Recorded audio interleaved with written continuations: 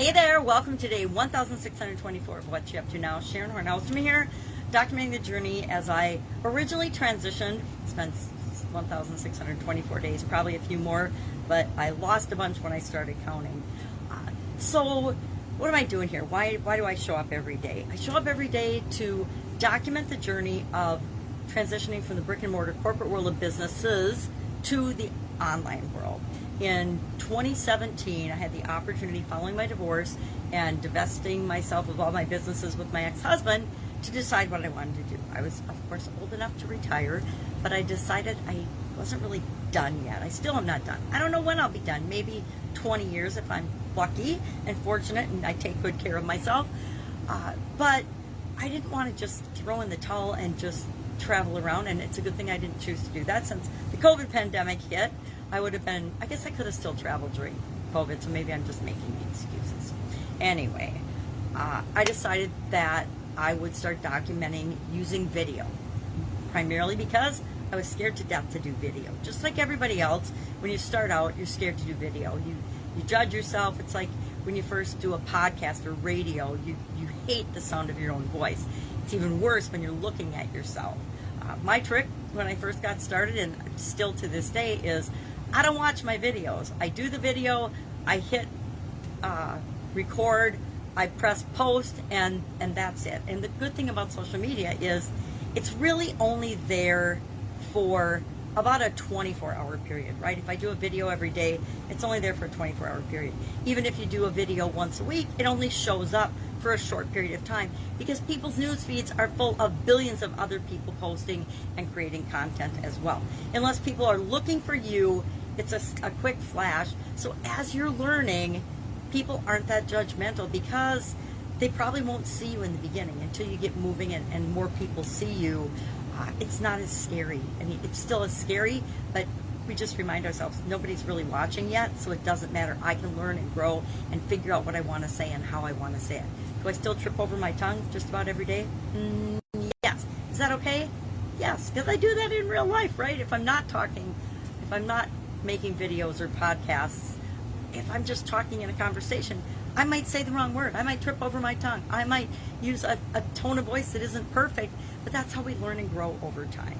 So today, we're back after an awesome long 4th of July Independence Day celebration here in the United States. It's our country's birthday, and I think as crazy as the media makes us all sound, we, for the most part, are awesome people, and we love to celebrate the incredible entity that the United States is, and the independence and the freedom that we have here to be and figure out who we want to be and how we want to show up in the world and how we want to contribute and make the world a better place. So lots of places you don't get that freedom, and there seems to be this push to eliminate that and take that away, but I say it ain't gonna happen, because there's plenty of strong, independent, smart people in this country that aren't going to tolerate it. You know, we're not going to choose to participate in things that are doing us harm. That's just crazy. So our idiom for Supersize Your Business today, every day for, I don't know, probably over 1,000 days as well, I've shared an idiom in my Supersize Your Business group. I started doing it when I was moving. I needed a way to share content with the group, and I didn't want to miss a beat. I wanted to hold myself accountable through changes and challenges and through moving. So I had found a book of idioms that were my kids, and they never even cracked it. I had gotten it from the Scholastic in junior high, and I thought, well, this is kind of interesting, because I had never really thought about, and we all use idioms, right? We all use them as part of our everyday conversations, but what ones do we use? Why do we use them? Do we really know what they mean? I certainly didn't know where the vast majority of them came from. And so it started to become kind of a fun activity and challenge. And at first I was just going to do it for a month or two while I was moving. And then of course that month or two stretched into 6 months, because things always take longer than we think they're going to, right? Oh, we'll move and fix up the house and it'll be sold in 2 months.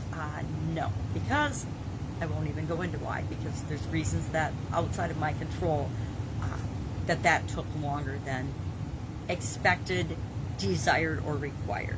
So I ended up doing it for 6 months. And then I was to the point in the book where I wanted to challenge myself to do all of the idioms because some of them apply to business really easily, right?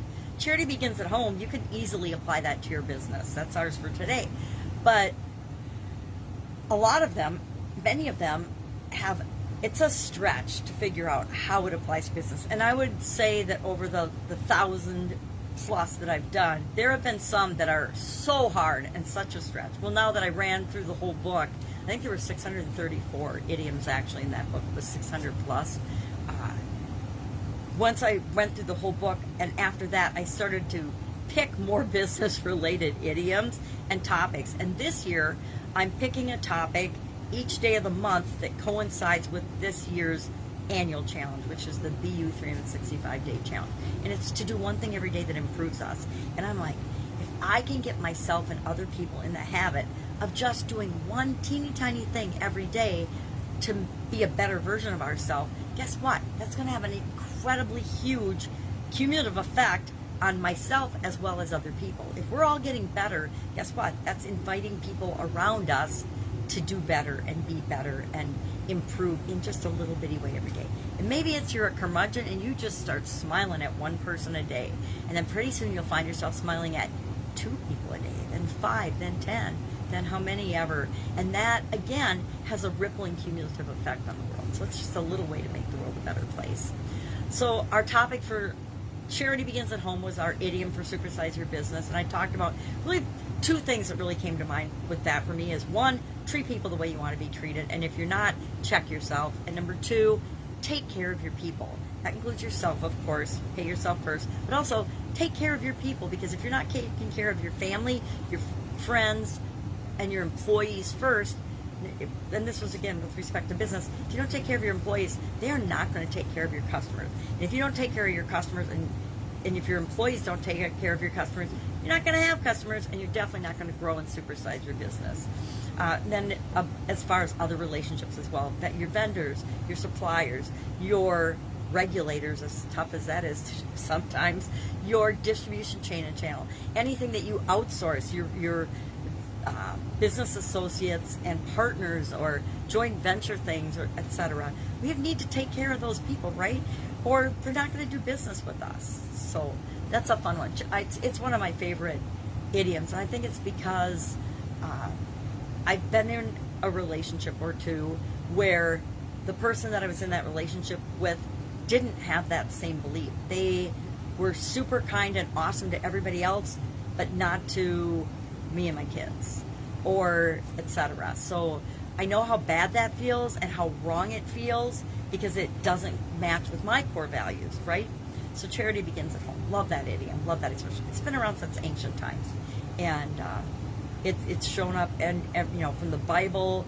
It started showing up in literature in 1642, and on and on and on and on. So our topic for the annual challenge today was to start now, and the power of doing what you can with what you've got right now, as well as the power of, as soon as you make a decision or a choice or decide something, you take some sort of action. And it can be as simple as writing it down so you don't forget. If you're like me, if you don't write it down, if I don't write something down, I forget it, because I need that action of reinforcing the decision or the choice or the thing that I say I'm going to do. That's why I used to have, the huge to-do lists, because I knew if I didn't write it all down, or not all, but something down, it was not going to get done, because life was so busy and so hectic. And it would have to be like a super duper duper duper number 1 priority for me to even remember it. So write things down, or do something. Never leave the scene of a decision. And I learned this from Tony Robbins, probably in the late 70s, early 80s. If you make a decision or a choice, immediately follow that up with some sort of action. I think I got that out of his, remember that month-long cassettes where you listen to a lesson every day? What was that called? Unleash the Power Within or something? I don't remember. It was one of Tony Robbins' early programs that he sold on TV over and over and over again, right? For years. I don't know if it's even available today. Probably is available like streaming online, but great program, right? One of the earliest personal development things that I personally did. So what am I working on today? It's coming off a holiday weekend, so tons to catch up on. Lots going on, both personally and professionally. So I will sign off and say, if I can help you in any way, hit me up. Otherwise, I'll be with you tomorrow. Have a fantastic day.